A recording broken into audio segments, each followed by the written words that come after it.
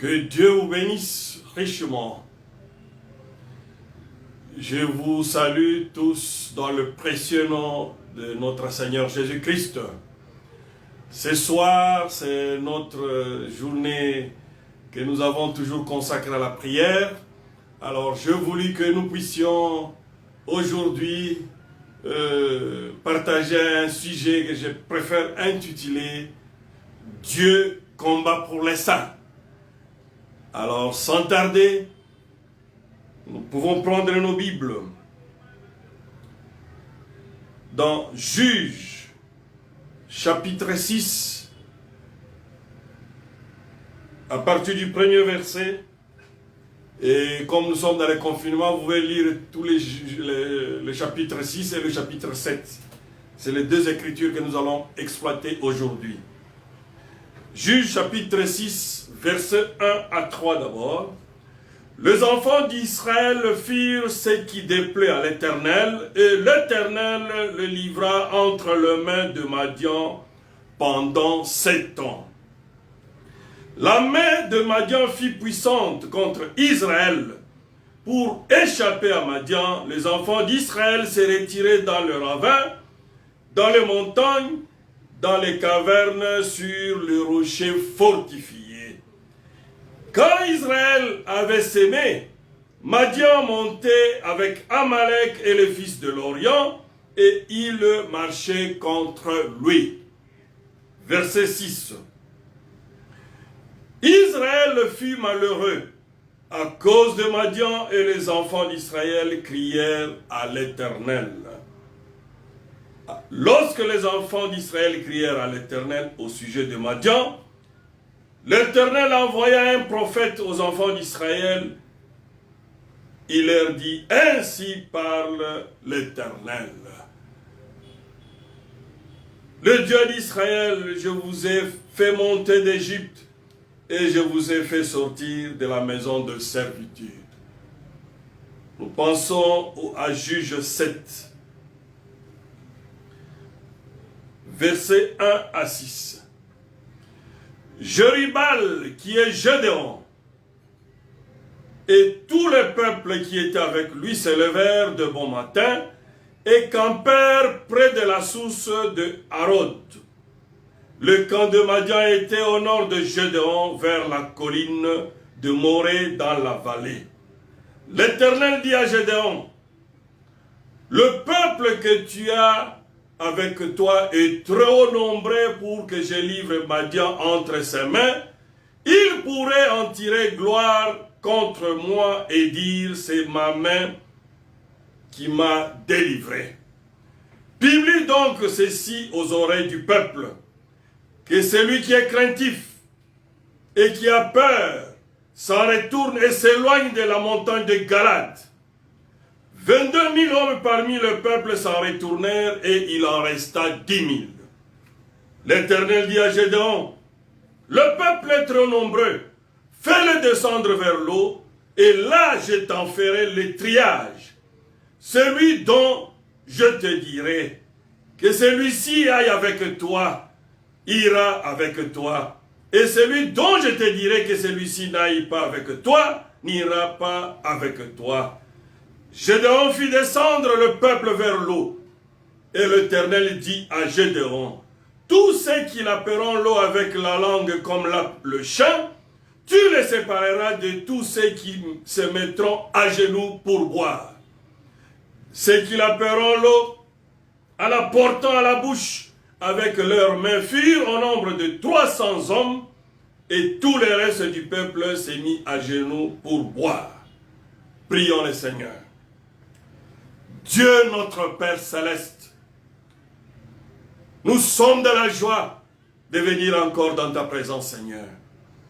Tu es l'unique qui est capable de combattre pour tes enfants, Seigneur. Un homme, c'est un échec complet à lui-même. C'est pour cela, ce soir, nous t'appelons en scène, Seigneur. Nous voulons que tu puisses descendre dans notre vie, que tu puisses combattre pour nous, Papa. Car toi, tu es le seul et le véritable conquérant. Nous sommes incapable de faire quoi que ce soit sans toi, de son Seigneur Jésus.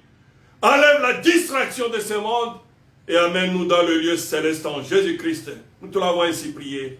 Amen. Comme je l'ai dit,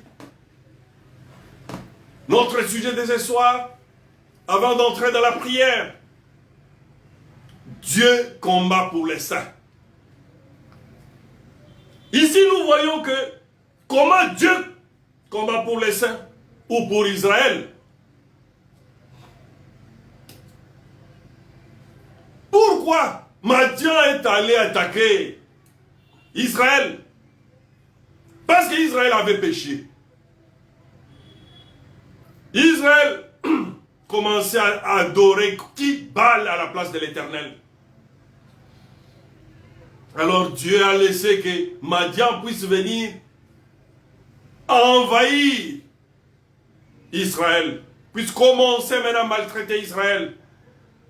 Israël maintenant s'est caché. Quand il récoltait un peu de blé, il devait se cacher dans la montagne, dans les cavernes. Tout ça pourquoi? À cause du péché. Et Israël a beaucoup souffert. Un jour, Israël a commencé à pleurer. Il a crié à l'Éternel. Et Dieu s'est souvenu d'Israël. Il a crié comment Israël s'est repenti, a demandé secours à l'Éternel. Pourquoi? Madian les a fait souffrir.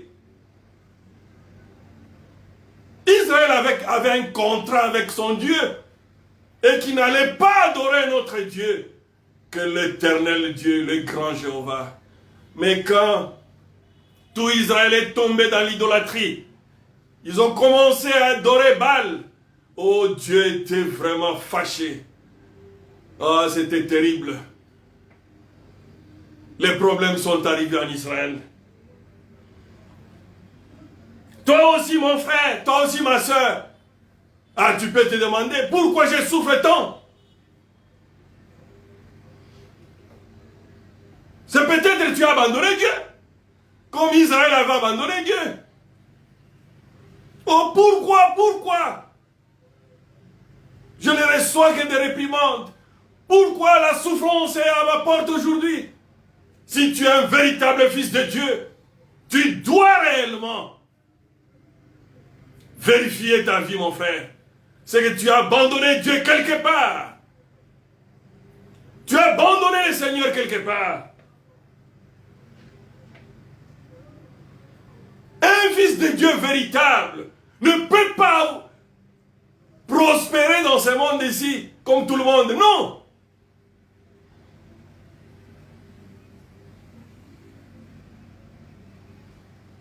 Ah, tu t'étais attaché à la facilité.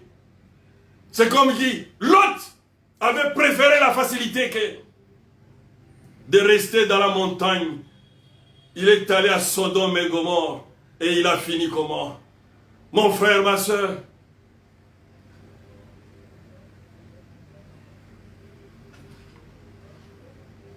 si tu te comportes mal, ah, il faut savoir que le fouet de Dieu viendra si tu es un enfant de Dieu. Mais il y a d'autres, ils font le mal, ils prospèrent même. Et puis, ils disent, ah, vous dites quoi que moi je n'ai pas Dieu, mais si je n'ai pas Dieu, mais pourquoi j'ai toutes ces bénédictions? Pourquoi là, je suis en train de recevoir toutes ces bénédictions? Le prophète dit, la prospérité matérielle n'est pas un signe que tu es en ordre avec ton Dieu. Ce n'est pas un signe que Dieu est avec toi. Non! Mais si tu vois que Dieu te frappe, sois d'abord déjà content. Parce que Dieu te connaît. C'est comme un papa sur la route. Ou même à la maison. Tu fais une bêtise en présence de ton père. Et ton père ne réagit pas à ce qu'il y a quelque chose qui ne va pas. Peut-être que tu n'es pas l'enfant légitime. Tu es l'enfant de l'autre côté. Mais chaque fils de Dieu, qui est dans l'économie de Dieu, quand il fait quelque chose de mauvais, il doit s'attendre au fouet de Dieu. Certainement. Parce que Dieu reste un bon père.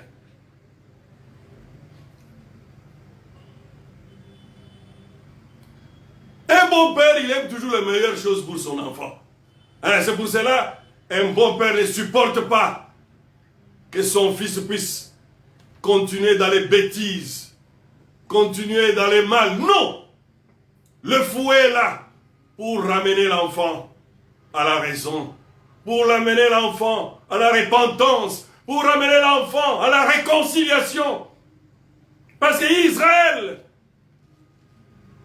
devait crier à l'Éternel, devait pleurer, devait appeler l'Éternel pour qu'il puisse descendre à leur secours. Pourquoi? Parce que ils étaient sous la malédiction. Madian venait, prenait le blé, prenait tout ce qu'il faisait, sans qu'Israël réagisse. Alors quand ils ont crié, oh, c'était terrible.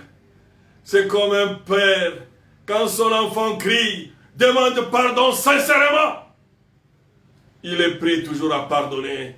Il est prêt à l'embrasser. Il est prêt à venir à son secours. C'est ce que l'Éternel a fait. Quand il a écouté les cris de détresse d'Israël, il a envoyé un prophète. Et puis l'ange de l'Éternel lui-même est descendu. Oh! Il est allé trouver un jeune homme, Gédéon. Et il dit à Gédéon, avec la force que tu as, tu peux délivrer Israël. Amen! Voilà ce que Dieu est capable de faire. Maintenant, Gédéon, qu'est-ce qu'il a fait? Il a recruté combien? 32 000 hommes. Quand Dieu a regardé, il dit non, je n'ai pas besoin de 32 000 hommes pour délivrer Israël. Je veux que tu fasses un communiqué. Comme nous avons lu dans la Bible. Quoi? Que tous ceux qui sont craintifs rentrent dans leur maison. 22 000 sont rentrés. Il est resté avec 10 000. Dieu regarde, il dit non, c'est toujours beaucoup. Malgré les multitudes des Madians, des Amalek, qui sont en train de vous maltraiter, qui sont en train de vous coloniser, de vous ravir tout ce que vous faites comme travail. 10 000 c'est beaucoup. Dernier test. Allez, tout le monde footing. Après le footing, il leur a dit, allez, allez à la rivière. Et quand ils sont allés à la rivière, Dieu dit que je vais te donner un signe. Amen. Et le signe, c'était quoi? C'est lui qui ne va pas s'agenouiller avec, pour entrer dans l'eau comme s'il veut boire toute la rivière. Le vrai soldat, lap, pap, pap. Et il n'y avait que 300 sur 10 000. Et Dieu dit, voilà maintenant. Mais malgré ça, Gédéon n'était pas toujours rassuré. Et Dieu lui dit, pour te rassurer davantage, va dans le camp maintenant de l'ennemi. Va un peu, comme un petit éclaireur. Je vais te confirmer que je t'ai déjà donné la victoire. Amen. C'est Dieu qui combat pour les saints. Hein? Aucune victoire dans la Bible. Israël n'a gagné par sa force. Aucune. Devant la mer Rouge. Contre Pharaon. Israël n'avait même pas une armée. Mais Dieu était descendu pour combattre pour Israël. Devant Jéricho. Essaye aujourd'hui de trompeter. Si même ton petit mur là de la maison va s'écrouler. C'est Dieu qui combat pour les saints.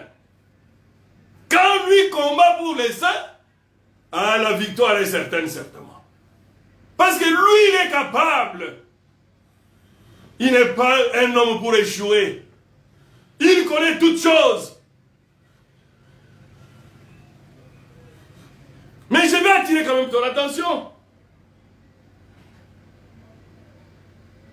Un meilleur fils de Dieu est lié par un caractère. Quel caractère? Ah, pas qui vient dans les réprimandes, qui vient comment? Dans les corrections que Dieu nous donne. Dieu nous donne une formation. C'est ça un bon et véritable chrétien. Mais si tu fais quelque chose de mal et qu'il n'y a pas de réprimande, ah, tu dois t'inquiéter, mon frère. Parce que même l'amour c'est toujours correctif. Hein, il y a un dicton qui dit quoi? Qui aime bien châtie bien. Hein? Le châtiment ne va pas te tuer. Non! Le châtiment a toujours un rôle. Quel rôle? De t'amener à la repentance, qui va t'amener à la réconciliation avec ton Dieu, qui va t'amener à entrer encore en communion avec ton Seigneur. Alors quand l'Éternel descend, ah, tu as la victoire certainement. Devant les Philistins, toutes les victoires qu'Israël a eues, aucune victoire Israël a eu par sa force. Et toi, un fils de Dieu, hein, tu veux vaincre le diable? Est-ce que tu as la force de vaincre le diable? C'est impossible.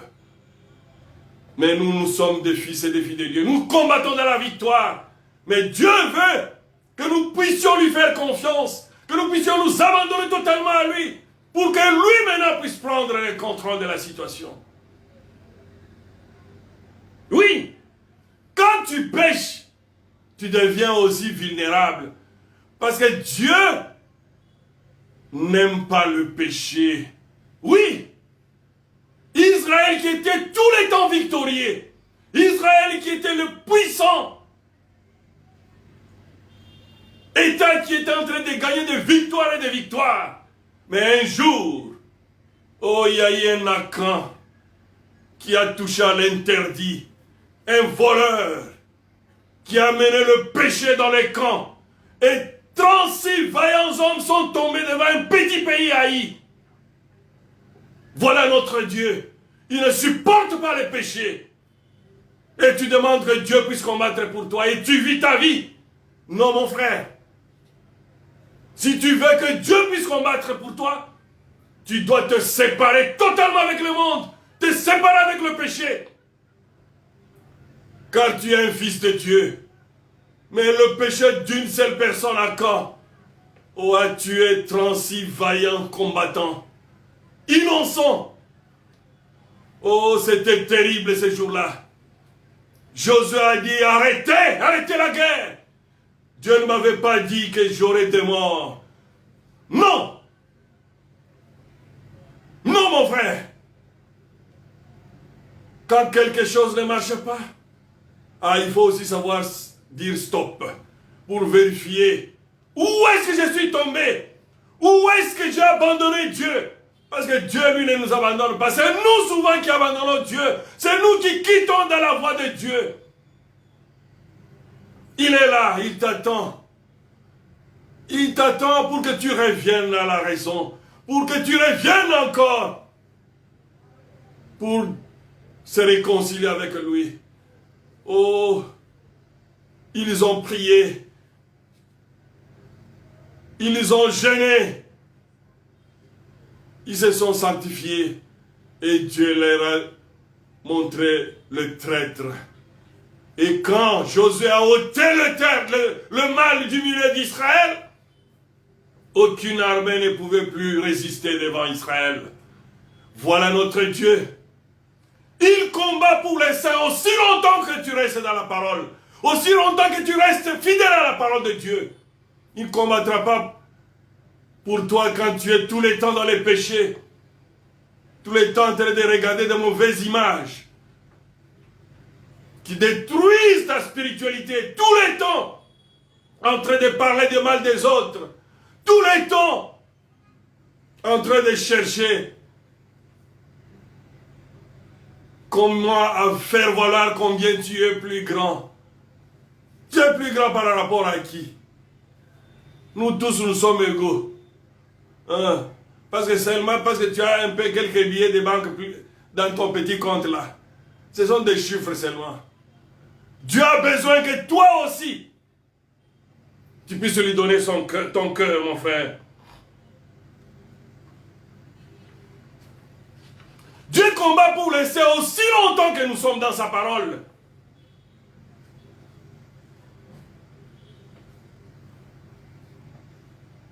Parce que c'est le péché qui brise souvent la communion. Tu commences à prier par récitation. Tu commences à prier par routine. Tu vas à l'église, mais tu ne sens plus l'onction, tu ne sens plus l'attraction que tu avais avant. Et la communion revient quand? Quand tu te répands sincèrement. Oh, quand tu te répands sincèrement, la Bible dit qu'il y a une fête au ciel.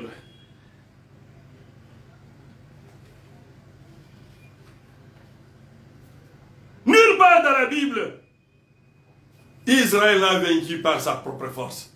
Non! C'est Dieu qui descendait. Il y a même des endroits où Dieu a fait descendre quoi? Des grosses pierres pour donner toujours la victoire à Israël. Qu'est-ce que Dieu n'a pas fait? Les circonstances, c'est rien pour Dieu. Mais il veut que tu puisses lui faire confiance. Il veut que tu puisses t'abandonner totalement. Il veut que tu puisses venir dans la position de faiblesse. Et alors il sera le Dieu qui combat pour les saints, pour toi. Mais si tu es encore capable de te défendre toi-même, si tu es encore capable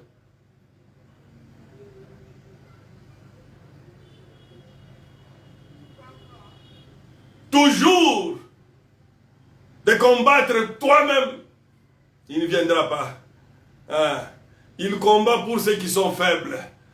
Ceux qui reconnaissent qu'ils sont incapables de faire quoi que ce soit d'eux-mêmes. Et voilà les gens qui attirent maintenant la grâce de l'Éternel. Un jour, un roi. La Bible dit que pendant son époque, Israël était très, très prospère. Oui, il était prospère comment? Matériellement. Mais il n'était pas prospère spirituellement. C'était qui? Akab. Il avait amené Israël à la prospérité. Maintenant, Israël a décidé. Ou le roi Akab avait décidé. Dieu nous avait donné ce territoire et les Assyriens sont là, en train de nourrir leur peuple avec nos territoires. Il a même fait assister, inviter qui Josaphat pour venir les soutenir dans cette guerre-là. 450 prophètes de la prospérité lui ont dit, oh, c'est nos terres. Ainsi dit le Seigneur, va, tu vas vaincre. Mais il y avait un seul qui avait la volonté parfaite de Dieu. C'était qui? C'était Michée. Amen. Pourquoi? Akab avait son espoir, pas sur Dieu, sur son armée qui était prospère, sur les 450 prophètes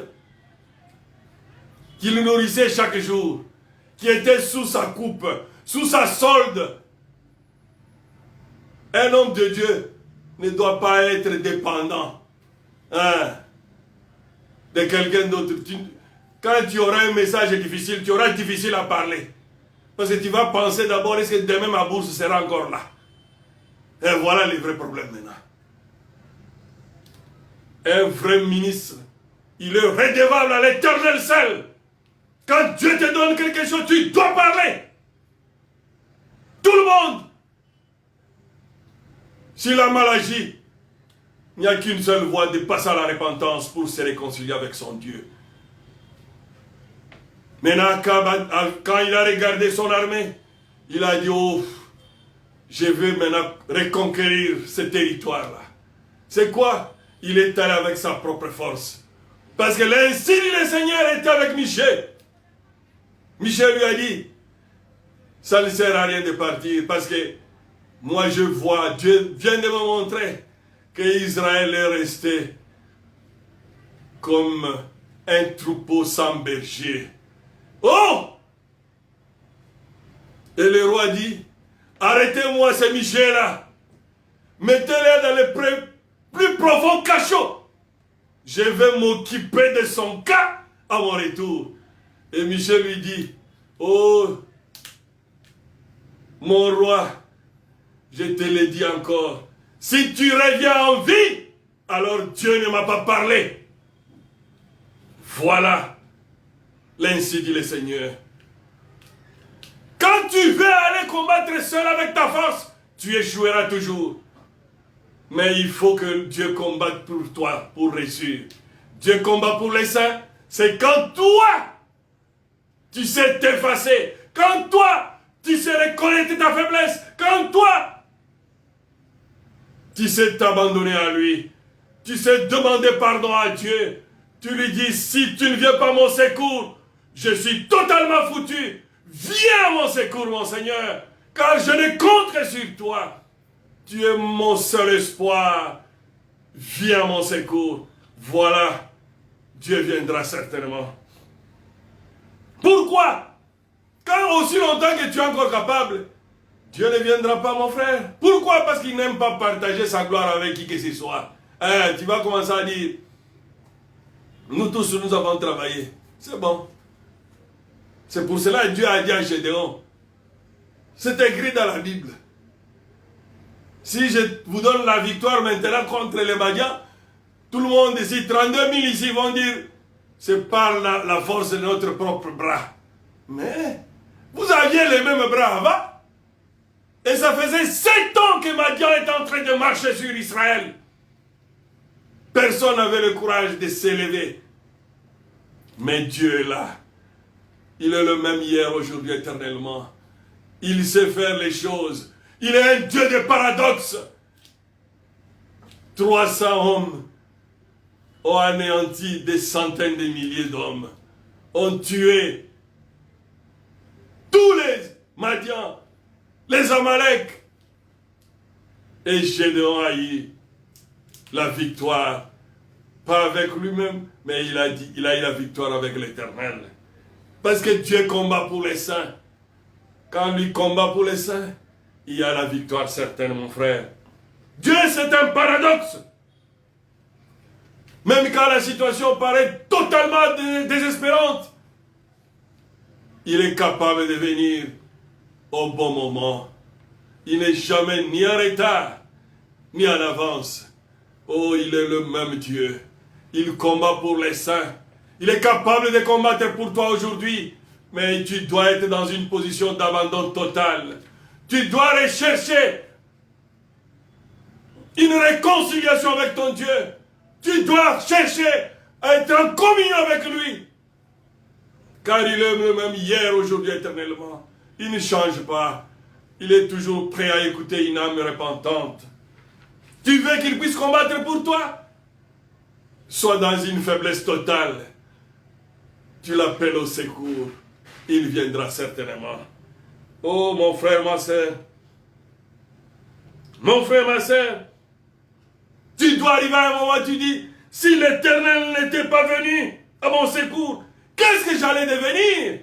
Voilà ce que l'Éternel veut. Parce qu'il n'y aura plus de doute.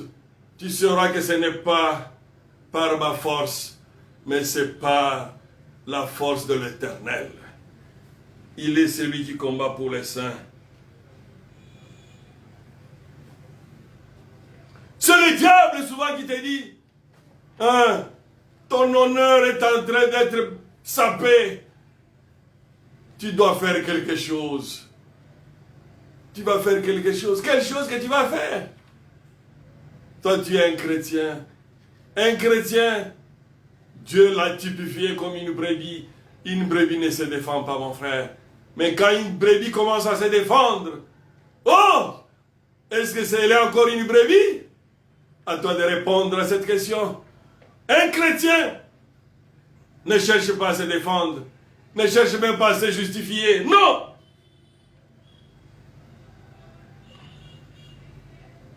Le diable te dit, tu peux faire quelque chose pour vaincre. Mais qu'est-ce que tu peux faire pour vaincre?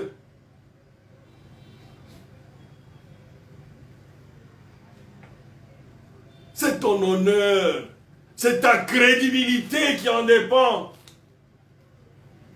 Mais il y a une écriture, oh, que le Seigneur lui-même nous a donnée.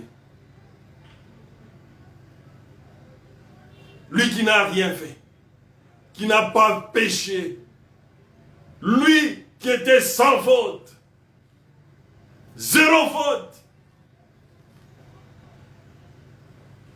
il a été maltraité, il a été calomnié, il a été frappé, outragé, et il a dit, oh, c'est dans Luc 23, 31, si on fait comme ceci au bois vert,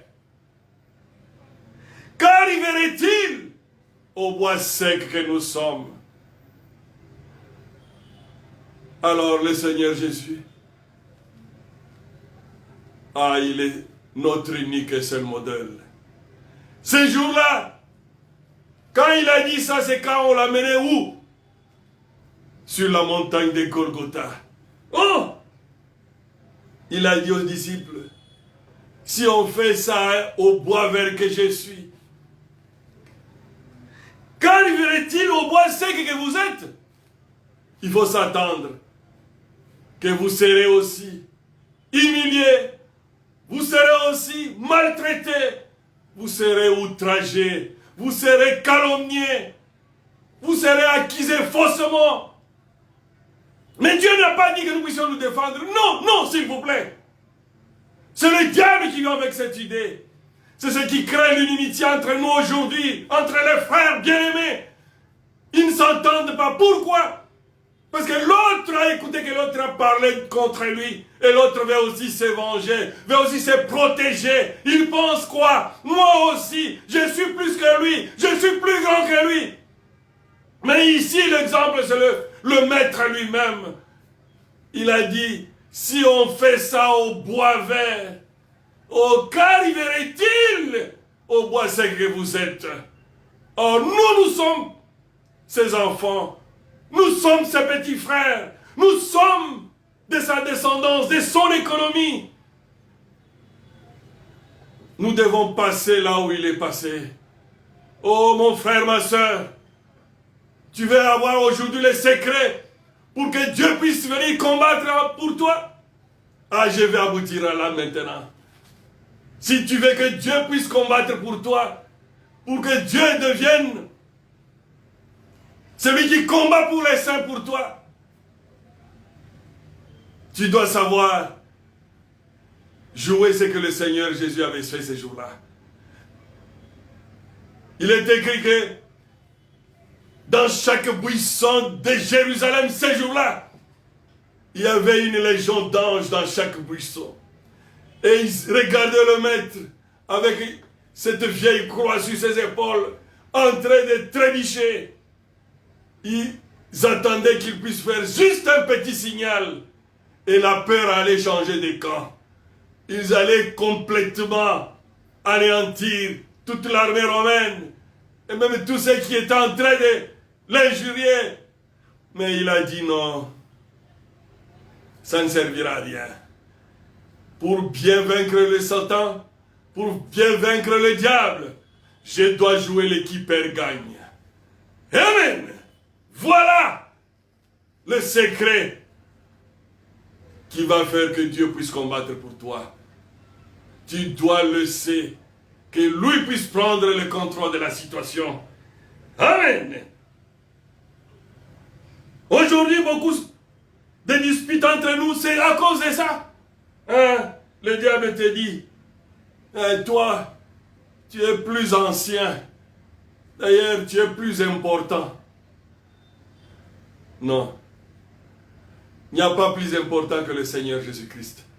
Dieu veut te dire aujourd'hui, quand tu es un véritable chrétien, tu dois jouer l'équipe perd gagne. Étienne l'a fait. Étienne n'a pas maudit ce qu'il est lapidé.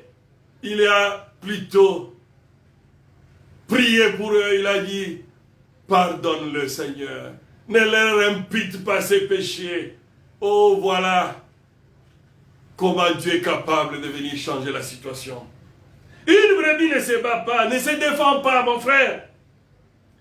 Plutôt, une brebis encaisse comme le Maître, le Seigneur Jésus-Christ, notre seul et unique modèle. Et lui n'a pas voulu se défendre. Qu'est-ce qu'on n'a pas dit de Jésus? Enfant bâtard. Qu'est-ce qu'on n'a pas dit de Jésus? Ami de prostituées, ami des gens de mauvaise vie, Belzébul. On a tout trouvé, tous les mauvais qualificatifs. Mais il n'a pas répondu à cela. Parce qu'il avait une mission.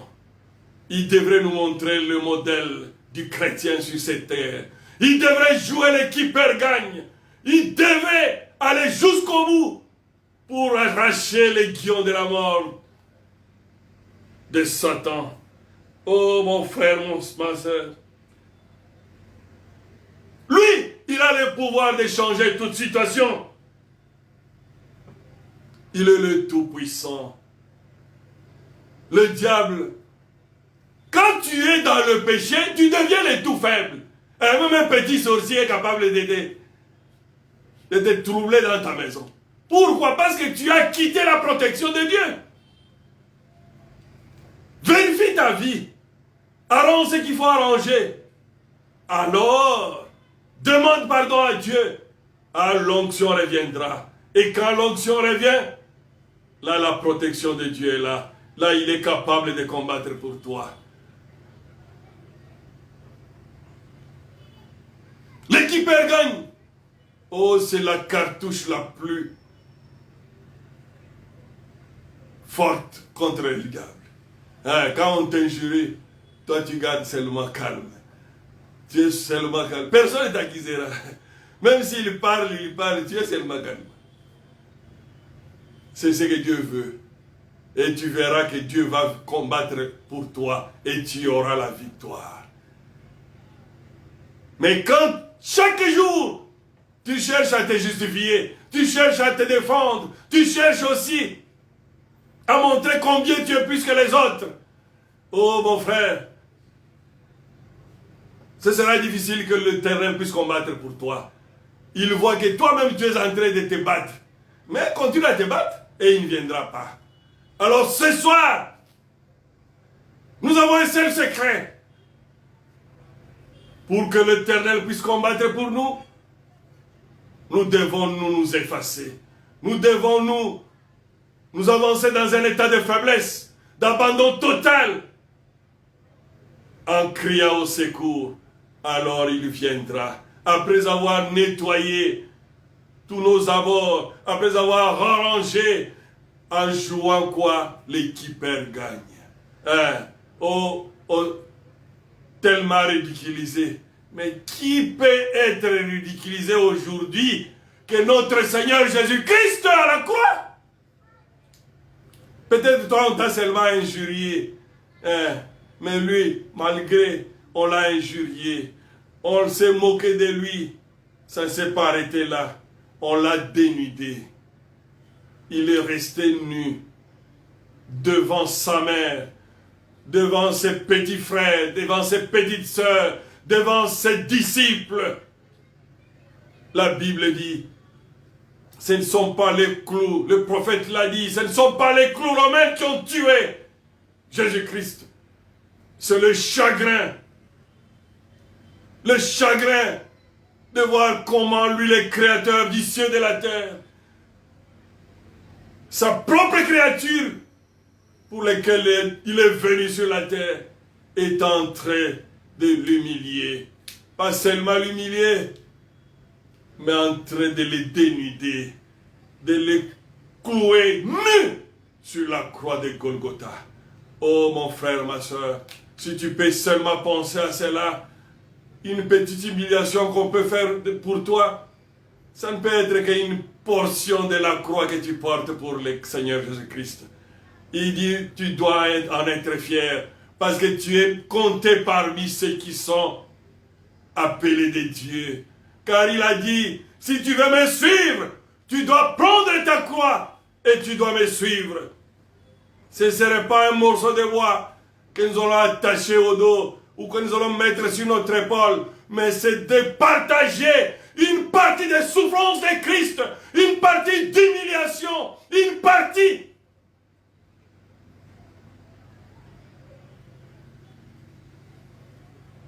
d'outrage, une partie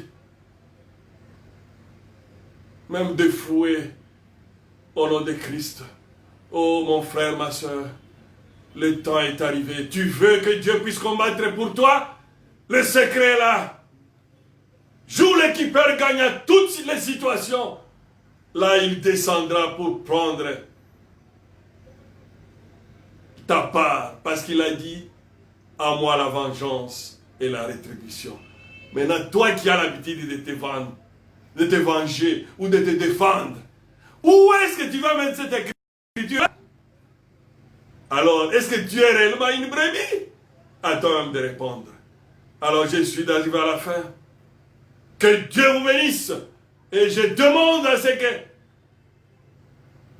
quel que soit ton problème, que tu puisses maintenant après t'agenouiller, que tu puisses demander à Dieu de venir combattre pour toi. S'il l'a fait pour Israël, il est capable de le faire encore pour toi ce soir. Quels que soient les problèmes, mais souvent nous nous y prenons mal. Tu t'es déjà battu toi-même là-bas. C'est quand tu as échoué, tu es totalement en colère contre les autres. Non, joue l'équipeur gagne. Abandonne-toi à Jésus. Dis que voici une part de ma croix que je prends, Seigneur. Viens à mon secours. Viens à mon secours. Alors je serai capable, de gagner. Car il a dit, c'est moi Dieu qui combat pour les saints. Et quand il combat pour nous, nous avons toujours la victoire. Que Dieu vous bénisse. Amen.